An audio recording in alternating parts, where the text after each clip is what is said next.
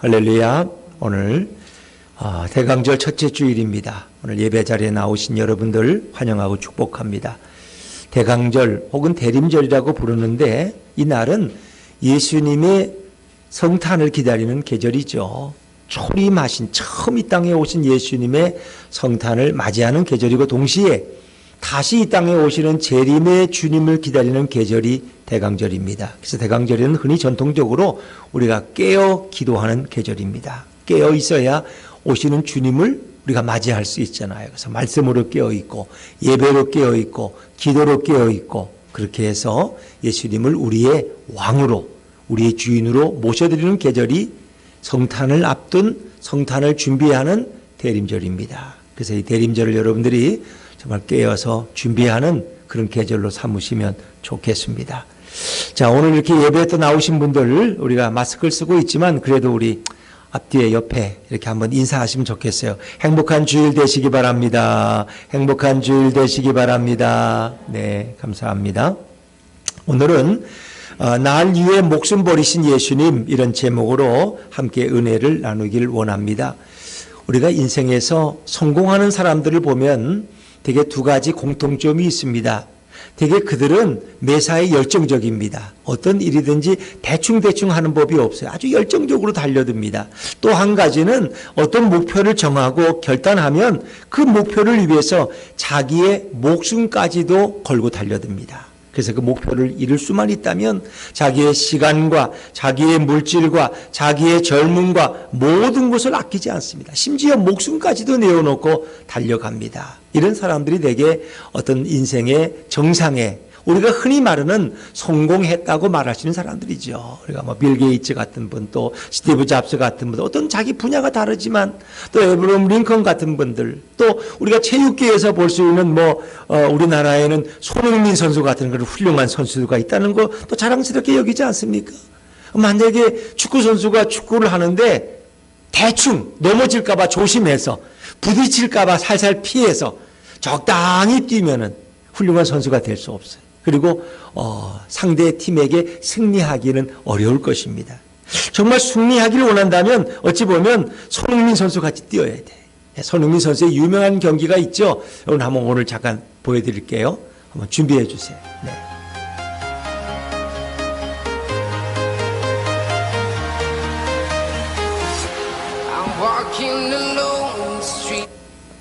네, 처음 보시는 분들도 있고 또 두 번, 세 번 보시는 분들도 있지만 사실 이거는 자기 앞쪽 골대 앞에서 상대방 골대 앞까지 혼자 드리블 해간 거라고 생각해요. 그 많은 상대 수비수들을 다 헤쳐나가고 그리고 달려서 그들보다 더 빨리 달려서 골을 성공시킨 그런 손흥민 선수의 유명한 골이죠. 우리는 이것을 70m 폭풍 드리블이라고 합니다.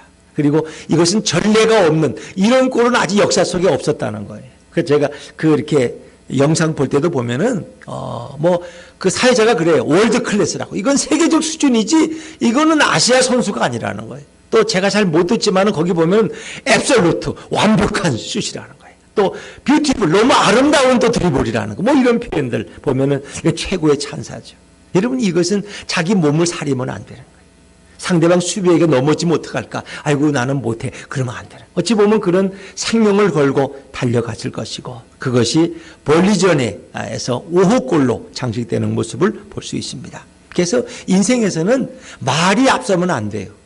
말만 해가지고는 행동이 따르지 않는다면 그 사람은 목표를 향해서 달려갈 수가 없어요. 마라톤 선수가 오늘도 달리지 않고 내일 좀 달려볼까 이러면서 매일매일 연습을 게을리한다면 절대로 좋은 마라토너가 될 수 없습니다. 말만 앞서면 안 되죠. 행동이 따라와야 된다는 것입니다. 인생에서 목숨을 걸고 한 길로 달리는 자는 가장 자신의 목표에 근접할 수 있습니다. 그러나 어떤 결단이 없어요. 어떤 목표에 목숨을 걸지도 않고 그런 마음으로 사업을 하고 장사를 하고 학업을 한다면 그것은 말잔치로 끝날 수 있어요. 제가 일부에부터 그런 말씀 드리는데 제가 이제 경기도 양평에서 한 8년 동안 목회한 적이 있어요. 근데 거기 중미산이라고 중미산 밑에 중미산 막국수라고 지금도 있을지 모르겠어요. 근데 그 집이 아주 그 막국수를 맛있게 하는데 근데 이제 어떤 데 가면은 아유 목사님 오늘 아직 막국수가 준비 안 됐어요. 왜 그렇습니까? 그러면은 육수를 내는데 밤새도록 내는데 자기가 원하는 맛이 안 나왔다는 거예요. 그래서 그 육수를 그 몇 통을 다 버리고 다시 만든다는 거예요. 그러니까 그것이 국수도 그렇고 육수도 자기가 원하는 기준에 미달되면 다 버리고 오늘 장사를 안 할지라도 그런 마음이 있더라. 아, 저런 태도는 자기의 목숨을 걸고 사업을 하는구나. 저는 그런 걸 느껴요. 대충 뭐 맛이 없어도 그냥 팔면 되는 거고 오늘은 좀 맛이 없으니까 내일 오시면 맛있게 드리겠다고 이렇게 하면 되지 않나 하지만 그분들의 자세가 다르다는 것입니다. 여러분, 이 땅에서는 말로만 자신의 꿈을 이루고자 하는 사람들이 많습니다. 그런 사람들은 요행이 아니라면 어쩌다 운이 좋지 않으면 어떤 것도 이룰 수가 없다는 것입니다. 자, 오늘 계속되는 이 본문의 여호수아 2장의 얘기는 여러분이 그 내용을 알 것입니다. 이스라엘 백성들이 여리고를 정복하기 전에 2명의 정탐꾼을 보냈습니다. 그 2명의 정탐꾼이 성안을 다 둘러보고 마치 라합의 주점에 갔는데 발각되어 버렸어요.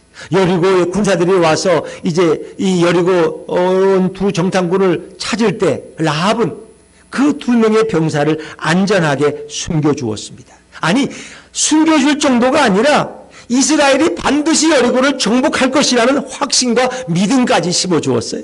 그리고 여리고 사람들이 겉으로 보기에는 이렇게 번듯한 것 같지만 사실은 당신들을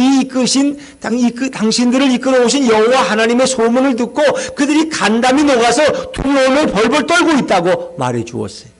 이건 2명의 정탐꾼이 여리고 성벽을 그냥 대충 둘러봐가지고는 모르는 사실이에요. 그들은 담대한 것 같지만 실제로 마음이 간담이 녹아서 두려움에 떨고 패배에 떨고 있다는 거예요. 이 소식을 전해주니까 2명의 정탐꾼은 할렐루야, 우리가 이젠 전쟁에 이겼구나, 이들의 사기가 땅바닥에 떨어졌구나 하면서 그들은 얼마나 기분 좋게 돌아가서 군사를 이끌고 와서 여리고성을 정복하게 되는 것입니다. 오늘 성경에 보니까 이 2명의 정탐꾼은 이 라합에게 아주 놀라운 약속을 하고 있어요. 어떻게 이런 약속을 할 수 있을지 모르겠어요. 여러분들이 이 말씀을 좀 주목해 보면 좋겠어요. 자, 우리 여호수아 2장 14절 말씀을 다시 한번 읽어볼까요? 여호수아 2장 14절입니다. 시작. 그 사람들이 그에게 이르되 내가 우리의 이 일을 누설하지 아니하면 우리의 목숨으로 너희를 대신할 것이요 여호와께서 우리에게 이 땅을 주실 때에는 인자하고 진실하게 너를 대우하리라. 아멘. 우리가 여기 다녀왔다는 것을 만약에 비밀을 지켜준다면 우리의 목숨으로 너희를 대신할 것이다. 내가 생명을 걸고 안전하게 지킬 것이라. 또 하나님이 우리에게 이 여리고성을 주실 때 우리가 너희들을 인자하고 진실하게 대우할 것이다. 이 라합과 그의 가족과 일가족, 친척들을 내가 최상의 서비스로 최고의 VIP로 모실 것이다. 뭐 그런 약속입니다. 여러분, 오늘 사실 2명의 정탐꾼은 너무나 급하잖아요. 여기서 붙잡히면 돌아갈 수가 없어요. 돌아가서 보고하지 않으면 이스라엘 백성은 이 사실을 전혀 몰라요. 그럼 그들은 살아 돌아가야 돼요. 뭐 지금 상황이 급한데 무슨 말인들 거짓말인들 못하겠어요? 내가 이 성 정복하면 당신에게 다 해주겠다고 뭐든지 약속할 수 있잖아요. 그런데 이 정탐꾼들은 아주 정말 진실하게 라합에게 자기들의 목숨을 걸고 맹세하고 있다는 것입니다. 이게 놀라운 사실이에요. 굳이 그럴 필요가 있을까? 뭐 굳이 자신의 목숨까지 걸 필요가 뭐 있어? 우리가 분명히 당신 라합을 기억하고 우리가 당신의 가정을 보호해 줄 거야. 이 정도면 되시지. 자기들의 생명을 담보로 해서 그것도 하나님 앞에 굳이 이럴 필요가 뭐 있느냐 하는 것입니다. 여리고의 성 중에서도 가장 비천한 기생 그리고 그의 일가족들 굳이 내 생명을 걸면서까지 보호해 주겠다고 이렇게 맹세할 필요가 뭐 있나? 어차피 여리고는 망할 것이고 그러면 성 안의 사람들은 다 죽을 것이고 기생 라합도 그저 죽이지 말고 노예 정도로 집에서 집안일이나 시키고 굶어 죽지 않게 양식만 주면 그것도 선대하는 것 아닐까라고 생각할 수 있습니다. 그런데 이게 웬 말입니까? 인자와 진실하게 대우하리라. 이것은 최상급으로 대우할 것이다. 당신을 VIP로 모실 것입니다. 우리의 생명을 걸고 당신을 보호할 것입니다. 이 극진한 말을 어떻게 할 수 있는가? 여러분, 간첩이나 스파이가 적정국가, 자기 상대의 원수된 나라를 정탐할 때가 있어요. 그러면 정탐하다 보면은 목마를 때 누군가 물을 한 그릇 주기도 하고 또 길을 잃으면 누가 친절하게 길을 안내해 줄 수도 있어요. 근데 어떻게 그 사람들에게 다 보답할 수 있고 그 사람들에게 어떻게 선대할 것을 약속할 수 있습니까? 그건 그저 특별한 경우 외에는 그런 약속을 할 수 없는 거예요. 그런데 오늘 그 중에 친절을 베푼 사람 중에 한 명이 라합입니다. 라합은 아주 특별한 사람도 아니에요. 그런 여리고의 직업이 기생이에요. 우리가 기생하면 막 그냥 시를 막 쓰는 황진이 같은 기생을 생각할지 모르지만 그런 기생이 아니에요. 어찌 보면 주점을 운영하는, 요즘 우리가 천한 말로 하면 매춘부와 같은 자기 몸을 팔고 술도 팔고 그리고 여간업도 하는 그런 여인이라고 생각하시면 돼요. 유대인들은 기생을 전혀 좋아하지 않습니다. 왜? 음란한 나쁜 죄인으로 기생을 여기기 때문입니다. 그럼에도 불구하고 정탐구들은 마치 연인을 만난 것처럼 자신들의 목숨을 바쳐서 이 기생 라합과 그 가족을 잘 선대하고 대우해 주겠다고 오늘 하나님 앞에 맹세하고 있지 않습니까? 혹시 우리 생각에 기생 라합이 젊고 너무 예뻐서 마음을 빼앗겨서 그런가? 아니면 기생 라합이 너무나 돈을 많이 긁어 모아서 재물을 쌓아놨으니까 그 돈이 탐나서 그런 약속을 했을까? 냉철하게 생각해 보십시오. 적성 국가에 갔다가 한 번 도움을 받았다고 세상에 자기 목숨을 담보로 이런 맹세를 하는 어리석은 자들이 어디 있습니까? 그건 뭔가 좀 과도한 행동인 것 같고 바람직하지 않아 보입니다. 원래 기생은 말로 사람을 호리는 능력이 있어요. 그렇다면 정탐꾼들도 적당히 좋은 말로 말하고 그리고 지나가면 그만 아닙니까? 그걸 굳이 맹세할 필요가 뭐 있습니까? 기생 때문에 여리고를 정복하는 것이 아니라 지금 이스라엘의 강력한 군대 때문에 여리고는 결국 무너지지 않습니까? 기생 라합에게 공로를 돌리는 듯한 그런 말을 굳이 할 필요는 없지 않느냐 하는 것입니다. 사랑하는 여러분, 하나님이 세상을 처음 창조하실 때는 우리 인간을 육체적 존재로만 만들지 않으셨어요. 우리 인간에게는 짐승들도 육체가 있고 사람도 육체가 있어요. 근데 짐승들에게 없는 것이 우리 인간에게는 있어요. 그게 뭐예요? 영혼이라는 게 있어요. 하나님 우리 인간에게 하나님의 형상을 따라 영혼을 담아주셨어요. 그리고 마음을 담아주셨어요. 우리는 따뜻한 마음이 있고 우리에게는 생명과 같은 영혼이 있어요. 그 영혼은 정말 따뜻한 것이고 그리고 그 마음은 다른 사람을 배려할 수 있는, 그리고 어려움 당한 사람에게 긍휼을 베풀 수 있는 그런 따뜻한 마음을 우리에게 부어주셨어요. 왜? 하나님은 인간을 창조할 때 당신을 닮은 존재로 인간을 만드셨기 때문에 인간은 누구든지에게 사랑을 베풀고 배려할 줄 아는 넉넉한 인격체로 그 영혼을 가진 자로 하나님은 인간을 창조하셨어요. 그런데 어느 날 인간의 마음속에 교만이 들어왔어요. 뱀의 유혹 앞에 인간을 넘어지게 되고 결국 하나님의 계명을 어기고 난 후에 인간은 갑자기 돌변해 버렸어요. 아름다운 영혼의 소유자에서 이기심 가득한 이기주의자가 돼버리고 말았어요. 마치 기억상실증에 걸린 자처럼 과거의 아름다운 영혼이 다 없어지고 자신을 위해서라면 누군가의 목숨을 공격하고 누구를 해치는 것도 전혀 부담스러워하지 않은 그런 존재가 되었어요. 우리가 신혼 시절에는 이제 어떻습니까? 이 좋은 말로 서로에 대한 맹세도 하고 이렇게 격려합니다.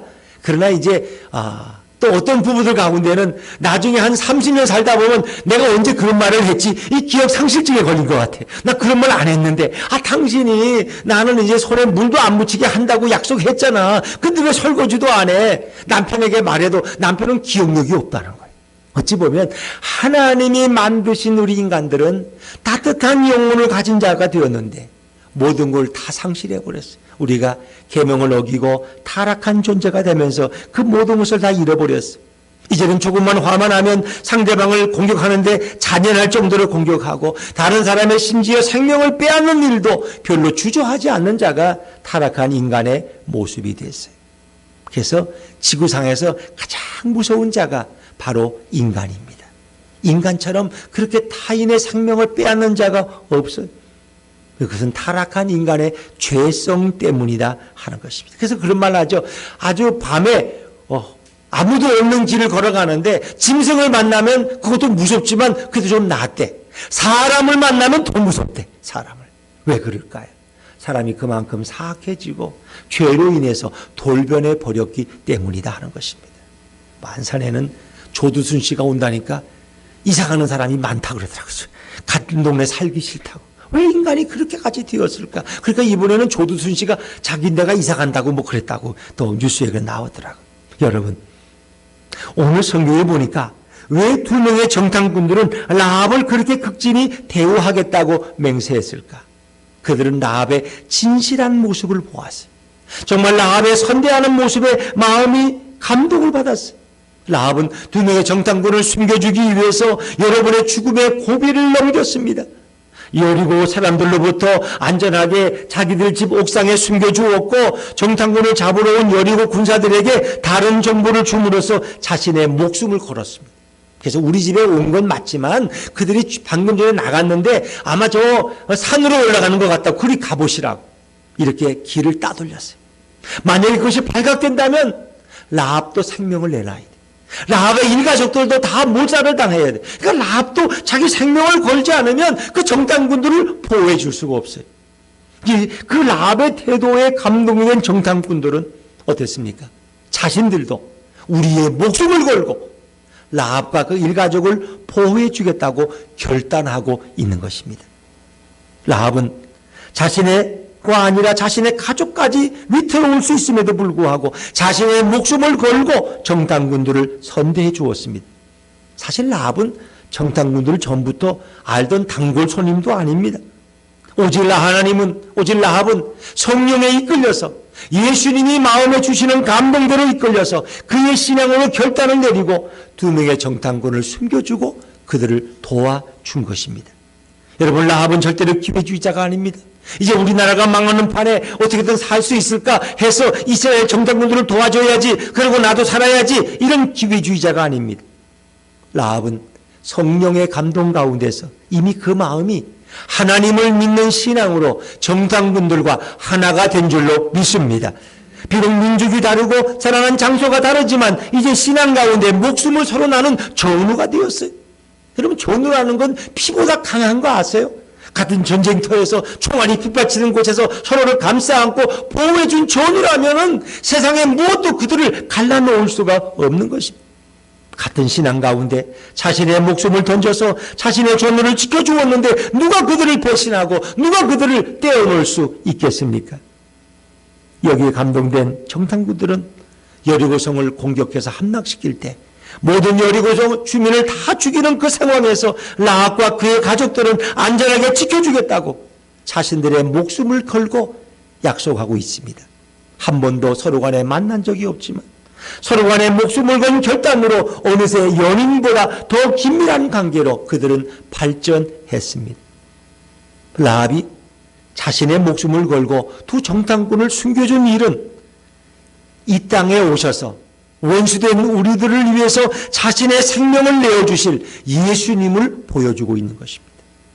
예수님은 죄악으로 인해서 하나님의 원수된 우리들을 구원하기 위해서 자신의 생명을 십자가에서 희생하셨습니다. 예수님도 이 땅에 오셔서 자신의 목숨을 걸고 자신의 자녀들을 지키는 놀라운 결단을 보여주셨습니다. 예수님은 자신의 결단력으로 죄지은 인간들이 하나님의 원수가 되어서 비참한 인생을 살고 있을 때 그들을 위해서 자신의 목숨을 희생하십니다. 그래서 예수님은 어찌 보면 결단이, 십자가를 지는 결단은 목숨을 내는 결단으로 전 인류를 살리는 놀라운 역사를 일으키십니다. 예수님이 목숨 걸고 하신 일이 우리 인간의 구원이고 십자가 사건입니다. 자, 예수님은 자신이 이 땅에 오셔서 자신의 목숨을 내어놓을 것을 이미 예고하셨어요. 마태복음 20장 28절 말씀을 자막에서 한번 읽어볼까요? 시작. 인자가 온 것은 섬김을 받으려 함이 아니라 도리어 섬기려 하고 자기 목숨을 많은 사람의 대속물로 주려 함이니라. 이 대속물, 대신 죽어서 원수된 인간들을 살리고자 하신 예수님의 사역을 표현하고 있는 것입니다. 이렇게 예수님이 먼저 목숨을 던져서 인간들을 불쌍히 여기는 사역을 했기 때문에 하나님께서는 모든 인간들의 죄를 다 용서해 주시고 누구든지 예수 믿는 자는 어떤 죄인도 선대해 주시는 것입니다. 예수님이 목숨을 거는 결단을 하셨기에 모든 인류는 살 길을 얻은 것을 믿으시기를 바랍니다. 예수님은 죄인들을 마치 자기의 연인이라도 되는 것처럼 자신의 모든 목숨을 아낌없이 던졌기 때문에 모든 인간들과 그 가족들은 생명을 회복할 수 있었습니다. 한때는 제자들도 예수님을 의심했어요. 그리고 예수님을 배척하고 십자가에 달리신 예수님을 두고 떠나고자 했지만 예수님이 자신의 목숨을 버리면서까지 자신의 사역을 완성하는 결단력을 보면서 그들도 예수님께 돌아와서 예수님을 믿고 따르는 제자로서의 삶을 살아가게 되는 것입니다. 여러분, 오늘 라합은 자신의 목숨을 버리는 결단을 바로 정탐꾼들을 위해서 한 것입니다. 그것은 자신의 부모와 형제와 모든 친구까지 다 구원할 수 있는 놀라운 역사를 그에게 가져온 결과가 되었죠.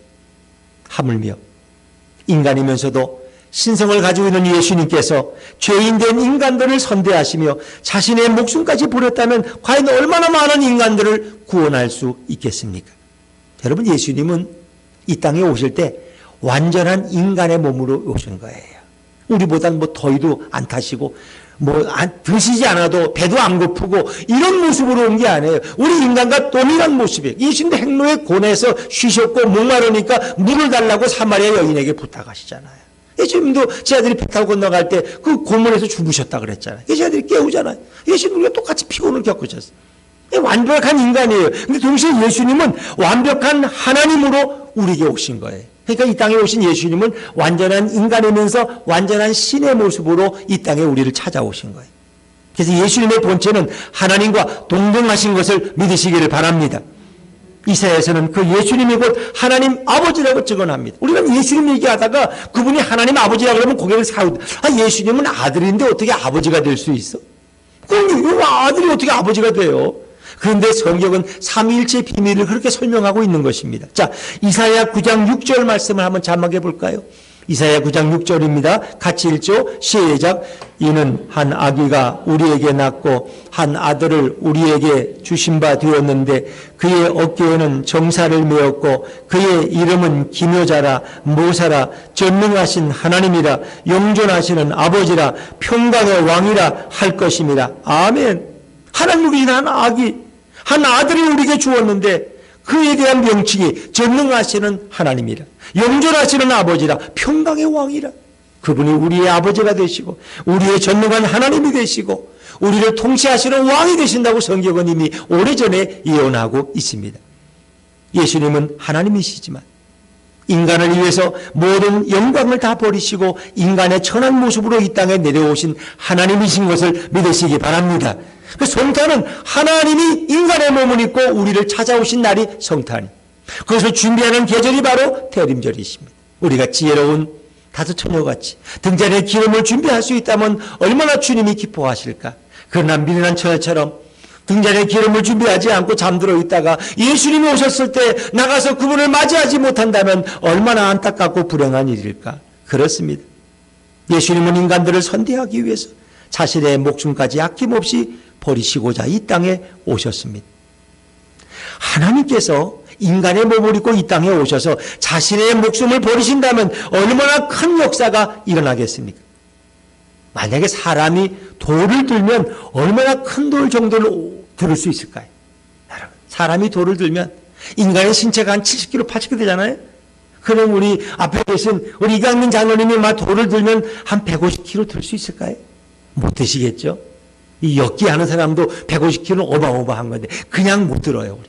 자신의 신체 정도도 못 들어요. 그런데 여러분 보세요. 인간은 그렇지만 만약에 하나님이 돌을 든다면 얼마나 큰 돌을 들까? 하나님이 돌을 든다면 아마 이 부영 아파트 전체를 다 들어 올리시도 몰라요. 더 이상 지구를 다 들어 올리시겠지. 여러분 생각해 보세요. 하나님은 인간의 능력과 비교할 수 없는 것입니다. 하나님이 인간을 구원하기 위해서 당신의 목숨을 던지면서 인류를 구원하기 원한다면 얼마나 많은 인간들을 우리 하나님은 구원하실 수 있을까? 인간의 죄가 아무리 크고 인간의 죄가 아무리 많다고 해도 그 죄가 어찌 예수님의 목숨보다 더 클 수야 없지 않겠습니까? 타락한 인간들이 모두 구원받을 수 있는 길이 예수님으로 말미암아 활짝 열린 것을 믿으시기를 바랍니다. 예수님이 버리신 그 고귀한 생명으로 인해서 모든 성도의 목숨은 죽음에서 생명으로 옮겨지는 위대한 역사를 경험하게 된 것입니다. 예수님은 이 땅에 오셔서 타락한 죄인들을 위해서 당신의 목숨을 아낌없이 다 버리시는 결단을 하시고 그 결단의 꼭지점이 바로 십자가 사건입니다. 예수님은 자신의 목숨을 내어주기 위해서 이 땅에 오셨을 때 그 사랑하는 자들에게 말씀하십니다. 내가 너희를 위해서 목숨을 버릴 것이다 라고 말했어. 인자가 이 땅에 온 것은 바로 생명을 주기 위해서 오셨다고 예수님 말씀하셨잖아요. 그 예수님은 당신의 죽음에 대해서 자주 말씀하셨어요. 그런데 유대 종교주의자들은 그걸 오해했어요. 아니, 저 젊은 예수가 왜 이렇게 자살에 대한 말을 많이 하지? 왜 죽는다고 말을 많이 하지? 왜 저렇게 예수가 죽고 싶어 하지? 자신의 사역의 뜻대로 안 되니까 아마 속상해서 죽으려는가 보다 이렇게 조롱하고 비난합니다. 젊은 예수를 종교지도자들이 인정해 주지 않고 그의 건방진 말들을 책망하고 인정해 주지 않으니까 결국 예수는 자신의 목숨을 버리는 이런 어떤 자살을 통해서 모두의 관심을 받으려 한다고 우리 예수님을 비난하고 비판했습니다. 그렇습니다. 예수님의 목숨은 이 땅에서도 천대를 받았고 외면을 당했습니다. 예수님은 꿈을 이루지 못해서 자신의 목숨을 포기하는 불쌍한 인간처럼 그들에게 비춰지기도 했을 것입니다. 심지어 예수님의 제자 중에 한 사람인 가룟 유다는 예수님이 아직도 할 일이 많으신데 저렇게 죽는다고 저렇게 말씀하시니까 너무 실망하고 분노해서 예수님을 팔아버리기로 작정하기도 합니다. 왜? 나는 모든 걸 버리고 3년 동안 예수님을 따랐는데 예수님 돌아가시면 나는 어떡하라고 너무 속상해서 예수님을 은 30냥에 대장에 팔아버리는 총격을 빚기도 하잖아요. 여러분, 예수님은 인류를 위해서 자신의 고귀한 생명을 주시기 위해 결단하기 위해 오셨지만 사람들은 예수님의 생명을 싸구려 목숨처럼 취급하고 그렇게 여기기도 했다는 것입니다. 왜? 예수님을 잘 모르기 때문에. 우리도 그래요. 예수님을 바로 알지 못하고 성경을 바로 깨닫지 못하면 엉뚱한 사람이 될 수 있습니다. 저는 그런 분 봤어요. 20년 동안 30년 동안 교회 잘 섬기고 집사님 권사님 무르르게 있다가 마지막 임종이 다가오니까 너무 무서워. 목사님 정말 천국이 있어요? 나 지옥 가는 거 아니에요? 나 천국 갈 수 있을까요? 어떻게 하면 좋아요?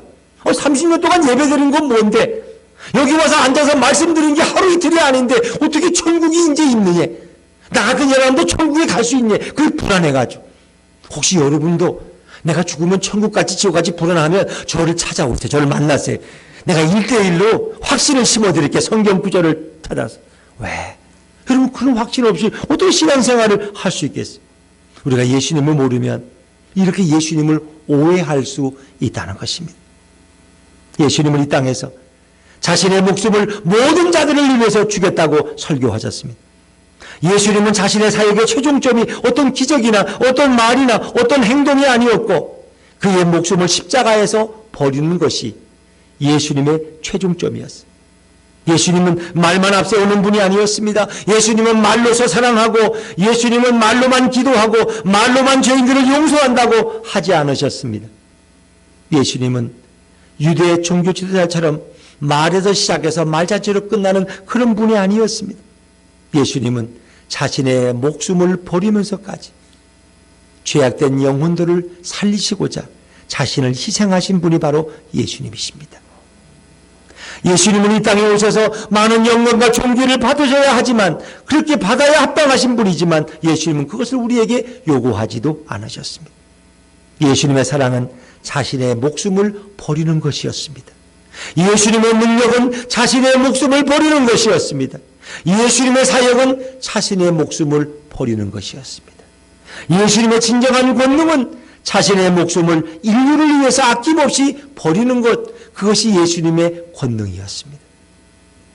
여러분, 제가 예수님의 사랑은 이렇게 말하면 여러분은 자신의 목숨을 버리는 것입니다 하고 말씀하시면 됩니다. 아시겠죠? 예수님의 사랑은 네, 자신 있게 크게 하세요. 예수님의 능력은 틀릴까봐 막 조심하시지 마시고 틀려도 힘차게 틀리세요. 예수님의 사역은 그렇습니다. 예수님의 사역은, 예수님의 사랑은, 예수님의 능력은 자신의 목숨을 버리는 것입니다. 우리를 위해서.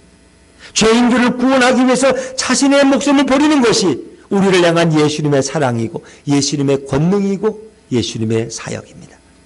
인간들은 자신을 사랑하는 자를 위해서 목숨을 버릴 수 있고 자신이 존경하는 자를 위해서 목숨을 버릴 수 있습니다. 그렇죠? 요즘 부모가 자식을 위해서 자기 생명 버릴 많잖아요. 뭐 아들이 그냥 헤엄을 잘 못 치는데 바다에 뛰어들었어. 허우적거리니까 엄마가 자기가 헤엄을 못 친다는 것도 잊어버리고 그냥 뛰어들어서 아들을 구하려다가 그냥 아들과 함께 구하지도 못하고 희생하는 그런 분들도 봐요. 여러분, 이 사랑하는 부모의 마음이에요. 여러분. 그런데 인간은 사랑하는 자를 위해 자신을 희생할 수 있지만 예수님은 자신을 미워하고 자신을 욕하고 자신을 버리는 제자들과 온 인간들을 위해서 자신의 목숨을 버린 분이 바로 우리 예수님인 줄로 믿습니다. 사랑하는 자를 위해서 뭐 희생하면 그럴 수 있죠. 그렇다고 그게 쉬운 건 아니에요. 우리 아내가 뭐 저를 사랑한다고 그렇게 말할 수 있을지 모르지만 저를 위해서 자기의 생명을 내놓는다고 할 수 있을까요? 그건 생각 많이 해야 돼요. 아니 그러면 정작 저한테 우리 손자를 위해서 할아버지는 목숨을 그럼 손자를 위해서는 까지고 나는 60까지 살았고 환갑도 지냈는데 손자를 살려야지 할 수 있는데 정말 아내를 위해서 목숨을 좀 금직하면 생각해 봐야 되겠어요. 하나님의 음성을 좀 들어봐야 되겠어요. 이거 쉽지 않을 것 같아요, 여러분. 그런데 하물며 예수님은 자신과 원수된 자들을 위해서 자신의 생명을 버리는 그 사랑은 도대체 어떤 사랑이냐는 거예요. 이게 놀라운 거예요. 그래서 예수님의 사랑을 따라갈 자가 없고 흉내낼 수가 없는 거예요. 그래서 로마서 5장 8절 말씀 한번 읽어볼까요? 로마서 5장 8절 시작. 우리가 아직 죄인 되었을 때에 그리스도께서 우리를 위하여 죽으심으로 하나님께서 확증하셨느니라. 우리가 아직 죄인, 이걸 바꿔 말하면 우리가 하나님의 원수 되었을 때 어떻게 하나님의 아들이신 예수님이 우리를 위해서 생명을 내어놓을 수 있냐는 거예요. 그 불가능한 거죠. 예수님은 이런 목숨을 버리는 결단을 말로만 보여주신 게 아니에요. 행동으로 보여주셨어요. 과연 나를 살리기 위해서 예수님처럼 그 목숨을 버릴 자가 몇 명이나 있을까? 그렇지 않습니까? 예수님 위에는 찾기 어려울 것입니다. 결단이라는 것은 자신의 작은 이익을 위해서 자신의 어떤 영리를 위해서 하는 것을 결단이라고 말하지 않습니다. 결단은 말로만 하는 것이 아니라 결단은 자신의 목숨을 바치는 것이고 자신을 주는 것이 결단입니다. 예수님의 결단이 귀한 것은 말로 시작해서 말로 끝나는 정도가 아닙니다. 예수님은 바로 자신의 목숨을 모든 죄인들을 위해서 아낌없이 주셨습니다. 예수님의 결단은 목숨에서 시작해서 목숨으로 끝났다는 것입니다. 결단이란 자신의 목숨을 불태우고 자신의 목숨을 걸 수 있을 정도로 모든 것을 바치고 모든 것을 다 줄 수 있는 것이 진정한 결단입니다. 그래서 목숨보다 더 크고 목숨보다 더 값진 것이 결단입니다. 목숨을 줄 수 있는 결단은 모든 것을 다 줄 수 있는 결단입니다. 목숨을 바칠 수 있는 열정과 목숨을 바칠 수 있는 확신으로 신앙을 가지고 인생을 살아간다면 그런 사람은 결단 없이 말로만 신앙과 인생을 살아가는 100만 명보다 더 강하고 더 훌륭하고 더 큰 영향력을 이 세상에 전할 수 있을 것입니다. 예수님의 결단이 크고 위대한 것은 자신의 목숨을 버린 행동하는 결단이었기 때문입니다. 자, 오늘 우리는 라합이 이스라엘 정탐꾼들을 위해서 이스라엘 백성들을 위해서 자신의 목숨을 과감히 버리는 결단을 우리는 보았습니다. 라합의 결단에 감동받은 두 명의 정탐꾼들은 자신들의 생명을 바쳐서라도 라합의 생명을 지켜주기를 원했습니다. 라합은 자신의 목숨을 버리려고 했지만 오히려 자신의 목숨도 살리고 자신의 모든 가족을 다 살리는 그런 결과를 얻을 수 있었습니다. 그래서 성경 말씀에 예수님이 너희가 죽고자 하면 살고 살고자 하면 죽는다는 그런 말씀을 하셨습니다. 이 말씀은 바로 오늘 라합에게 적용되는 것입니다. 그가 자신의 생명을 바쳐서 정탐꾼들을 살려주고자 했을 때 그래야 어떻게 해요? 오히려 그는 자신도 살고 가족도 살릴 수 있어요. 어찌 보면 그는 그들을 위해 자신의 생명까지도 내어놓을 죽기를 각오했을 때 자신도 살고 온 가족도 살릴 수 있었습니다. 사랑하는 여러분, 오늘 정탐꾼들은 인자하고 진실하게 대우하겠다고 최상의 약속을 합니다. 이제 라합은 적국의 여인에서 오히려 이스라엘을 위기에서 건져낸 이스라엘 민족의 위대한 영웅이 되었습니다.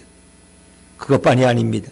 그런 남은 인생을 하나님의 축복 가운데서 큰 영광과 평안 가운데 살아가게 되었고, 라합의 아름다운 이름은 마태복음 1장 족보에 당당히 기록되었고, 다윗의 육적인 조상이 되었고, 예수님이 이 땅에 오시는데 아름다운 혈통으로 라합의 혈통이 사용되었다는 사실입니다.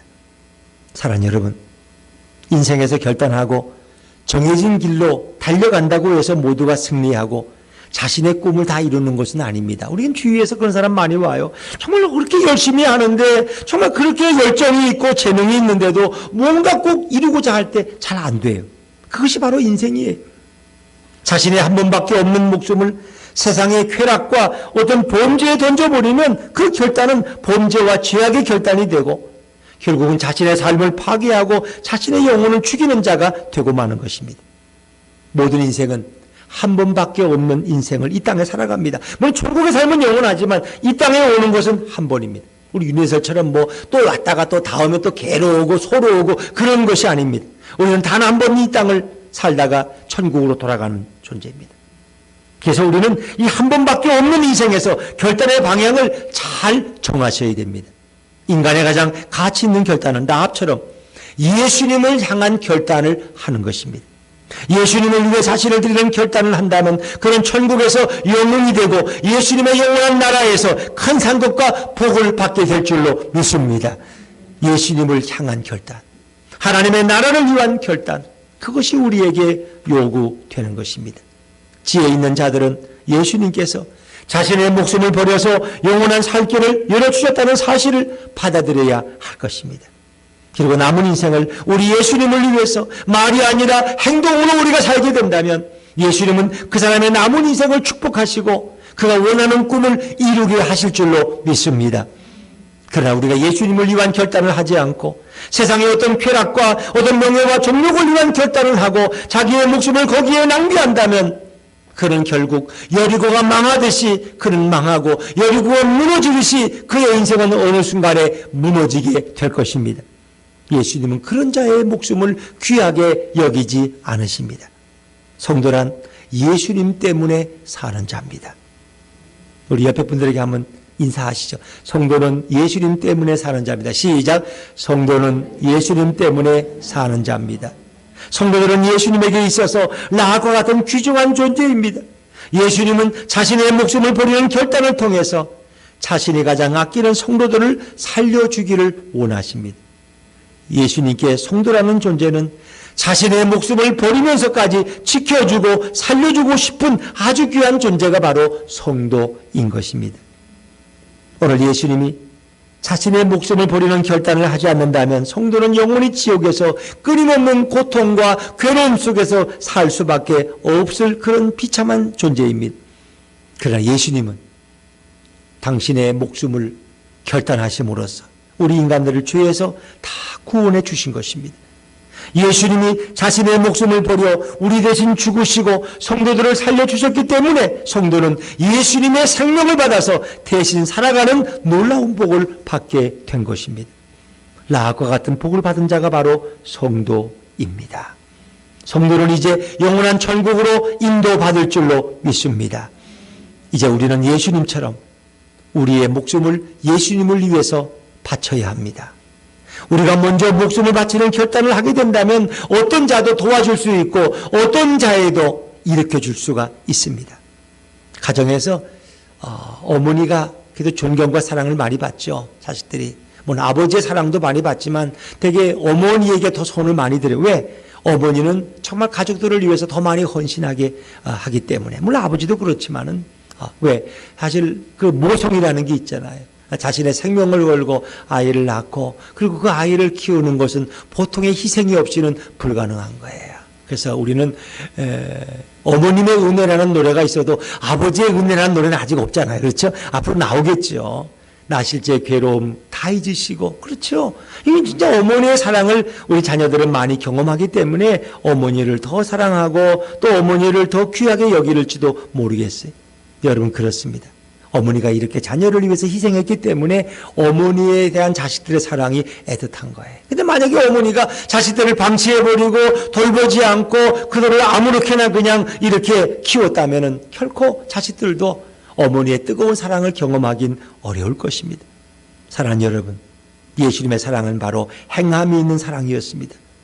예수님은 오늘도 말로만 움직이는 자와 그 마음 깊은 곳에서 자신의 목숨을 바쳐서 행동하는 자가 누구인지 정확히 아십니다. 우리는 이 세상을 살면서 목숨을 걸고 바칠 수 있는 가장 고귀한 성도가 되면 좋겠습니다. 예수님은 그 성도의 중심을 보고 계십니다. 정말 우리가 주님을 위해서, 하나님의 나라를 위해서 내 마음과 정성과 내 생명을 바칠 수 있는가를 우리 주님은 너무나 잘 알고 계십니다. 이제 우리가 자신의 고귀한 목숨을 예수님을 위해서, 가족을 위해서, 친구를 위해 주고 싶어도 그것이 마음대로 되는 게 아니에요. 예수님처럼 자신의 목숨을 모든 자들을 위해서 내어주는 놀라운 결단으로 인류를 구원하는 그런 삶을 살고 싶다면 우리는 어떻게 해야 될까요? 인생이란 생각대로 되지 않죠. 내 마음대로 되는 게 인생이 아니에요. 그래서 인생이란 예수님이 도와주셔야 가능해요. 예수님처럼 살고 싶다면 여러분, 이 예배를 통해서 예배를 드릴 때마다 예수님을 만나시기를 주의 이름으로 축원합니다. 예배를 통해서 예수님을 만나셔야 돼요. 많은 사람들이 예배를 드리지만 예수님에게 마음을 온전히 드리지 않고 예수님에게 몰입하지 않고 얼마든지 예배를 드릴 수도 있어요. 딴 생각하면서 빨리 가서 밥 올려놔야 되는데 밥솥에 전기를 안 꽂고 온 것 같아. 어떡하지? 아이고 나 큰일 났네. 그 걱정 때문에 예배를 제대로 못 드리는. 여러분, 고등학교를 다닌다고 다 좋은 대학 가는 게 아니에요. 학교를 다녀도 수능고사가 이제 내일 모레지만은 정말 빈둥빈둥하면서 공부하는 아이는 좋은 대학에 갈 수가 없어요. 마찬가지로 우리가 이렇게 열심히 예배에 참석한다고 모두가 예수님을 만나는 것은 아닙니다. 예배 때마다 예수님께 자신을 몰입하고 예수님을 간절히 사모하고 예수님을 만나고 싶은 그 마음을 예수님께 드릴 수 있어야 돼요. 그래서 예수님께서 죄인인 나를 위해서 목숨을 버리는 그 놀라운 은혜를 우리가 깨닫고 경험할 때 우리도 그 사랑을 깨닫고 누군가를 위해서 내 목숨을 결단할 수 있는 것입니다. 예배를 통해서 예수님께서 자신의 목숨을 버리는 그 놀라운 은혜를 경험하게 되면 우리는 필요한 자들을 위해서 내 생명도 예수님처럼 내어줄 수 있는 그런 은혜로운 성도가 될 수 있습니다.